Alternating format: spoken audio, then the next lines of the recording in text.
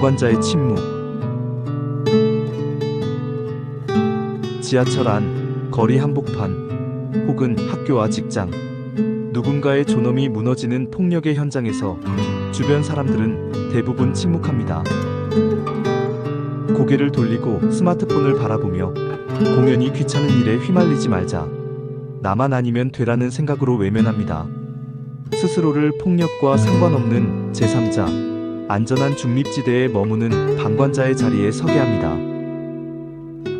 이 무거운 침묵과 계산된 외면은 과연 중립의 지혜일까요? 이처럼 반복되는 방관의 풍경은 단순한 무관심이 아니라 잘못된 개인주의와 이기주의, 그리고 배타주의와 패배주의가 결합된 우리 사회의 병리적 단면입니다. 폭력의 현장에서 침묵은 결코 중립일 수 없습니다. 그 침묵은 네 방향으로 날아가는 강력하고 잔인한 메시지이기 때문입니다. 피해자에게는 당신의 고통은 나에게 중요하지 않다. 당신은 혼자다라는 절망과 고립감을 안겨주는 2차 가해입니다.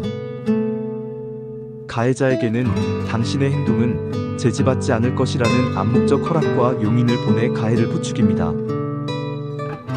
공동체에게는 불의 앞에 누구 하나 나서지 않는다는 사실 자체가 공동체의 연대감과 도덕적 기준이 무너졌음을 의미합니다. 방관자는 스스로 폭력을 방조하는 자, 가해자의 편에 서는 폭력의 동조자가 되게 합니다. 마틴 루터킹 주니어는 이 점을 정확히 꿰뚫었습니다.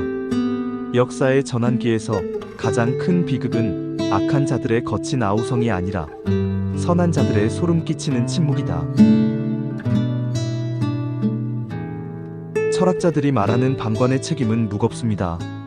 임마누엘 칸트는 인간은 타인을 수단이 아닌 목적으로 대해야 한다고 주장했습니다. 폭력을 목격하고도 외면하는 것은 존엄하게 대우받아야 할 타인의 고통을 무시하고 이성적 인간으로서의 도덕적 의무를 저버리는 행위라고 합니다. 그의 철학은 행동하지 않은 것 또한 윤리적 판단 대상임을 명확히 합니다. 존 롤스는 정의론에서 무지의 배의를 제안합니다. 사회에서 어떤 위치에 놓일지 모르는 상태에서 규칙을 만든다면 누구나 자신이 약자가 될 수 있기에 가장 취약한 사람을 보호하는 규칙에 동의할 것이라고 말합니다. 방관은 바로 이 사회적 연대의 기본 원칙을 위반하는 행위입니다.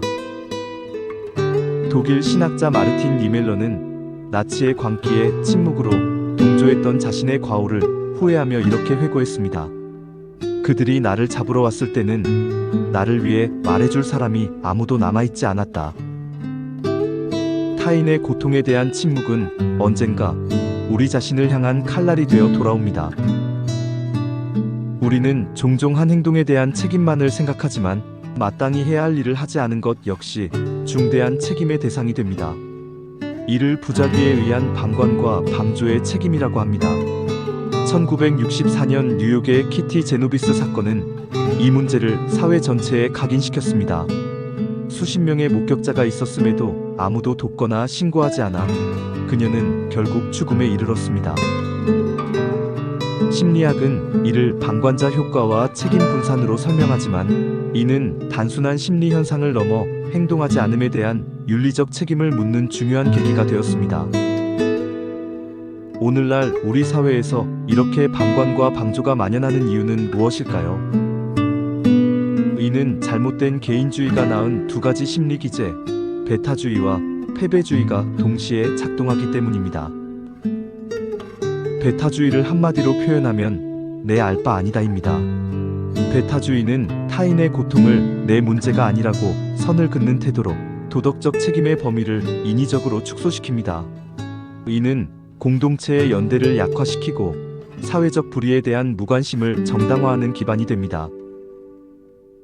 패배주의를 한마디로 표현한다면 내가 나선다 해도 달라질 건 없어가 되겠죠. 패배주의는 개인이 변화 가능성을 부정하고 도덕적 실천을 시작하기도 전에 체념하는 심리 상태입니다. 이로 인해 불의에 대한 저항은 마비되고 구조적 문제는 지속되거나 악화될 위험이 커집니다. 이러한 심리적 장벽을 넘어서기 위해 필요한 것이 바로 도덕적 용기입니다. 현대 윤리학자 피터 싱어는 도덕은 거리와 무관하다라고 말합니다. 물리적 거리뿐 아니라 나와 상관없는 일이라는 심리적 거리 역시 윤리적 책임을 회피하는 핑계가 될 수 없다는 뜻입니다. 또한 사회학자 귀스타브 르봉은 군중 심리에서 집단 속 개인은 이성을 잃고 감정에 휩쓸리기 쉽다고 설명했습니다. 방관자는 침묵하는 군중의 분위기에 휩쓸리지만 도덕적 용기를 가진 사람은 그 흐름을 거슬러 옳은 일을 선택합니다. 경찰에 신고하거나 피해자를 위로하며 보호하고 가해자를 향해 그것은 옳지 않다라고 외치는 적극적인 목소리와 행동이야말로 침묵의 무책임함을 깨는 위대한 실천입니다. 방관자의 침묵과 방조자의 무책임함은 단순히 무엇을 하지 않음이 아니라 윤리적 책임의 회피이며 피해자에게 미필적 고의로 가하는 또 다른 폭력이자 가해자에게 암묵적으로 동조하는 악입니다. 도덕적 용기란 불이익을 감수하고도 옳은 일을 하는 능력이며 그것이야말로 우리가 인간으로서 지켜야 할 최소한의 윤리입니다. 현대를 살아가는 사회 구성원으로서 우리는 단순한 관찰자가 아닌 책임있는 참여자가 되어야 합니다. 지성인은 사회적 책임을 인식하고 불의에 맞서 목소리를 내야 하며 신앙인은 이웃의 고통을 외면하지 않는 사랑과 정의를 실천해야 합니다. 너는 말 못하는 자와 모든 고독한 자의 송사를 위하여 입을 열지니라. 너는 입을 열어 공의로 재판하여 공고한 자와 궁핍한 자를 신원할지니라. 누가복음 10장에 나오는 선한 사마리아인의 비유는 우리에게 시사하는 바가 큽니다. 어떤 율법교사가 예수께 와서 내 이웃이 누구니이까? 라고 물으니 예수께서 비유로 말씀하시고 물으시되 내 생각에는 이 세 사람 중에 누가 강도 만난 자의 이웃이 되겠느냐? 이르되 자비를 베푼 자니이다. 예수께서 이르시되 가서 너도 이와 같이 하라 하시니라.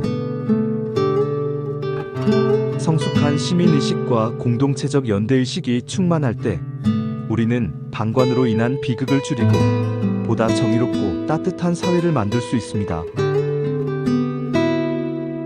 침묵하지 않는 용기. 이것이야말로 오늘날 우리가 가장 절실히 회복해야 할 인간다움은 아닐까요? 책과 신앙이었습니다. 영상 시청해주셔서 감사합니다.